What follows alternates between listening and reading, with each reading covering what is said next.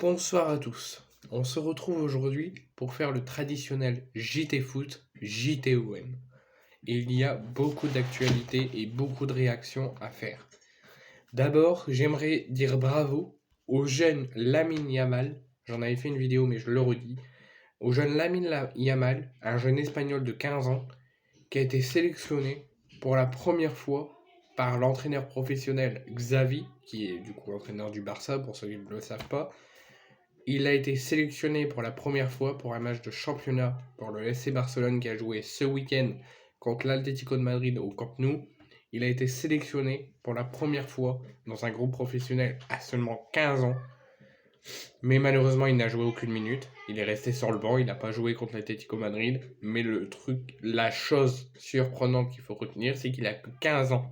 Et il a pu faire une immersion, entre guillemets, dans le groupe professionnel, à seulement 15 ans.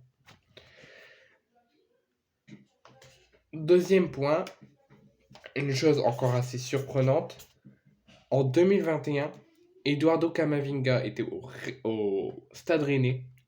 Il a été vendu au Real Madrid pour 31 millions d'euros. 2 ans plus tard, donc Camavinga n'est pas sur le départ du Real Madrid. Pour l'instant, il n'a pas prévu de partir et le Real n'a pas prévu de le faire quitter le Real, jusqu'à preuve du contraire. Mais ils ont quand même posé une clause libératoire au cas où il serait amené à partir cette saison ou la saison prochaine. Et vous allez halluciner, la clause libératoire astronomique que le Real Madrid souhaite placer sur Eduardo Camavinga. Donc je répète, il était au Stade Rennais en 2021. Il a été vendu de Rennes au Real Madrid pour 31 millions d'euros. Et 2 ans plus tard, une clause libératoire a été mise sur sa tête et elle est de 1 milliard d'euros. 1 milliard d'euros, oui, vous entendez bien. En 2 ans, sa clause libératoire, sa valeur a triplement augmenté, voire encore plus, tellement que Eduardo Camavinga est entré dans un grand club et a progressé. Malgré, comme tout le monde, il a des hauts et des bas, il y a des moments où il fait des moyennes, voire des très mauvaises performances. Il y a des moments où il va sublimer. Bah là, sa progression et son niveau de joueur professionnel et sa progression de sa carrière, en moins de 2 ans de contrat au Real, a fait atteindre à plus de 1 milliard d'euros sa clause libératoire en cas de départ dans l'avenir au Real Madrid. Troisième point, je vous annonce que le 3 juin prochain aura lieu la finale à Wembley de la FA Cup anglaise. Et cette finale aura lieu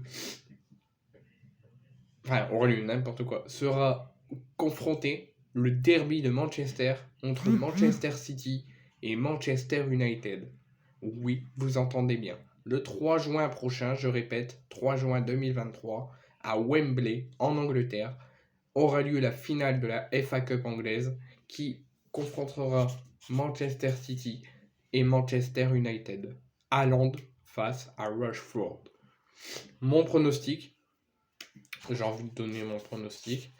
Je pense, mais le foot n'insultons pas le football a changé, donc ça peut très bien se passer autrement.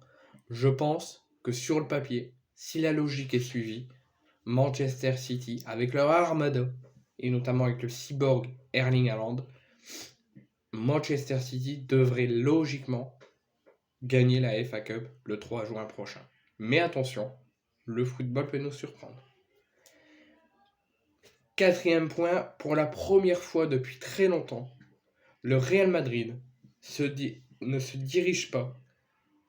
Ce n'est pas le Real Madrid qui se dirige vers le titre de la Liga. Le Real Madrid ne remporte pas tout le temps la Liga, mais la majorité du temps, c'est logiquement le Real Madrid qui la remporte. Le Barça, des fois, il la remporte, mais plus souvent, c'est le Real Madrid. Cette saison, suite à cette victoire du Barça samedi ou dimanche au Camp Nou contre l'Atlético Madrid, ils prennent 11 points d'avance. Le Barça est premier avec 11 points de distance avec le Real deuxième et se dirige tout droit, sauf si le football continue à nous surprendre et que ça fait un retournement de situation, le Barça est en train de priver le Real Madrid d'un nouveau titre en Ligue 1. Mais le Real Madrid pourra se sauver parce qu'il y aura la Ligue des Champions qui pourrait encore gagner. Nouveau point, j'en avais fait une vidéo, le surprenant match entre Newcastle et Tottenham. Hugo Lloris est sorti à la mi-temps et ça j'ai fait une vidéo et j'ai fait mon coup de gueule parce que c'était scandaleux que la performance de l'équipe soit considérée comme simple fautif Hugo Lloris. Il a été remplacé par Foster et Foster a quand même encaissé un 6e but. Donc Tottenham a été à la rue durant cette rencontre. Pendant 25 minutes, ils en ont pris 5. Ils sont revenus au retour des vestiaires à 5-1. Pour au final 5-6-1. Ils ont été complètement à l'ouest. Ils n'ont rien donné. Ils se sont fait humilier, marcher dessus. Et là, j'ai une annonce à vous faire.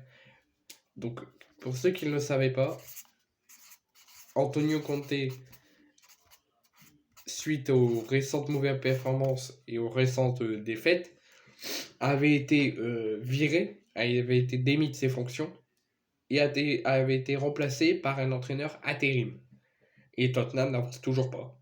Les victoires ne sont toujours pas là. Les résultats sont au même point quand il y avait Antonio Conte.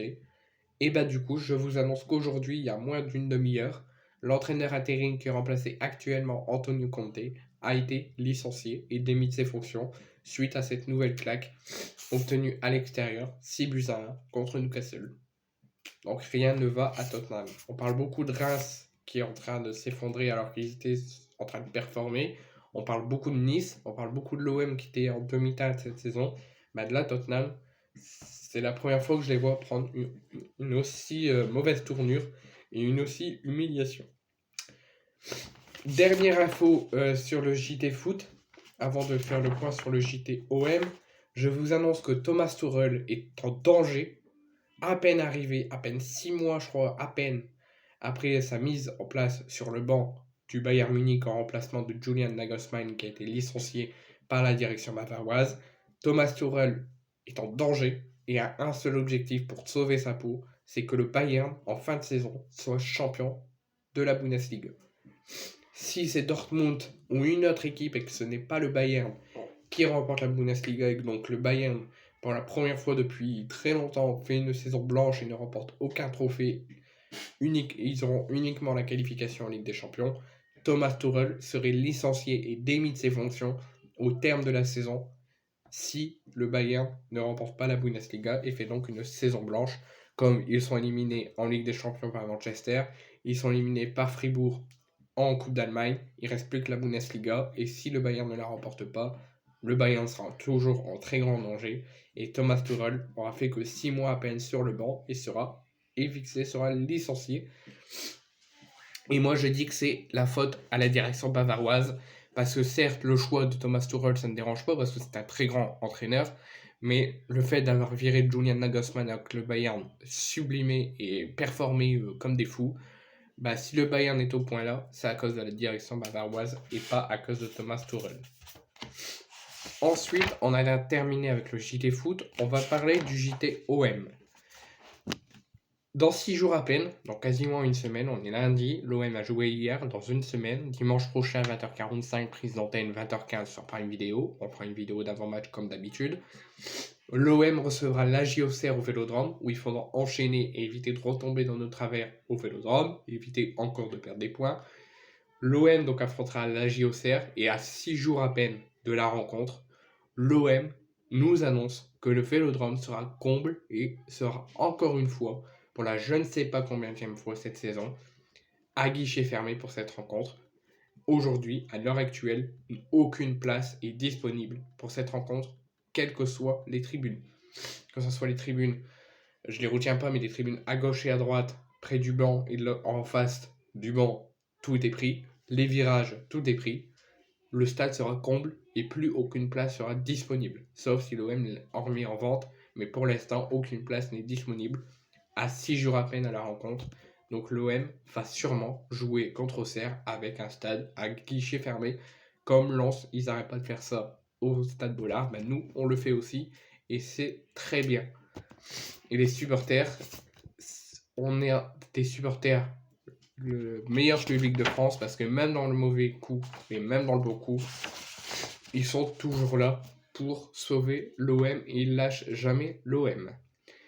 Deuxième point, on va faire un point sur une statistique des victoires de l'OM cette saison quand Nuno Tavares est soit mis sur le banc ou soit forfait.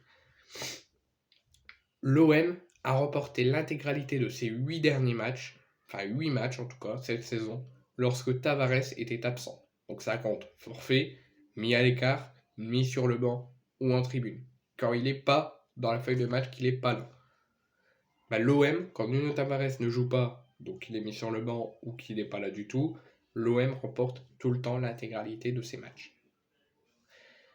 Donc ça ne justifie rien.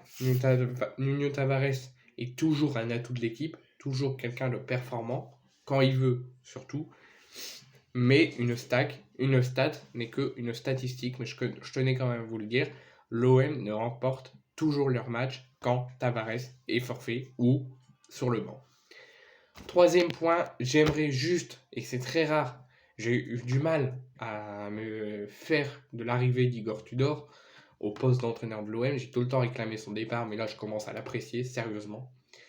Je vous explique, malgré quelques choix contestables, avec des fois je suis en furie contre lui, mais là en ce moment il est en train de nous faire performer. Et c'est pas un retournement de veste.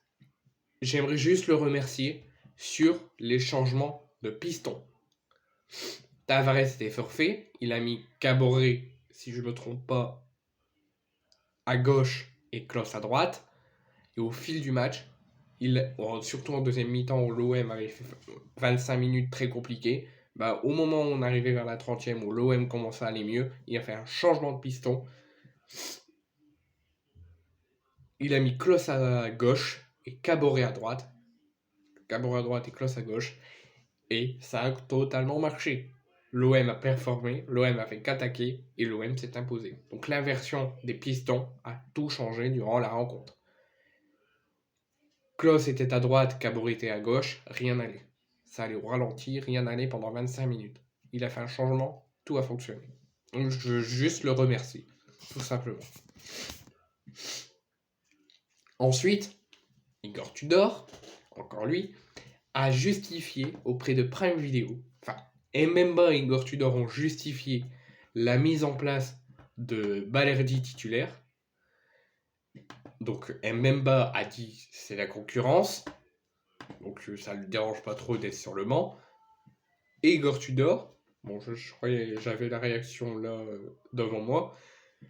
Igor Tudor nous a dit pourquoi il a choisi de mettre Balerdi à la place de Chancel. Je suis juste en train d'essayer de chercher, voilà.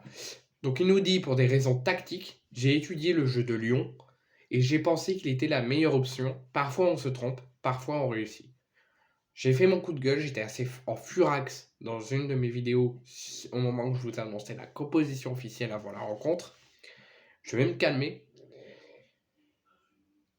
Mais là, Igor Tudor, Balerdi a certes fait un beau match. En première mi-temps, c'était une pitre. En deuxième mi-temps, ça allait un petit peu mieux. Il était en nette progression.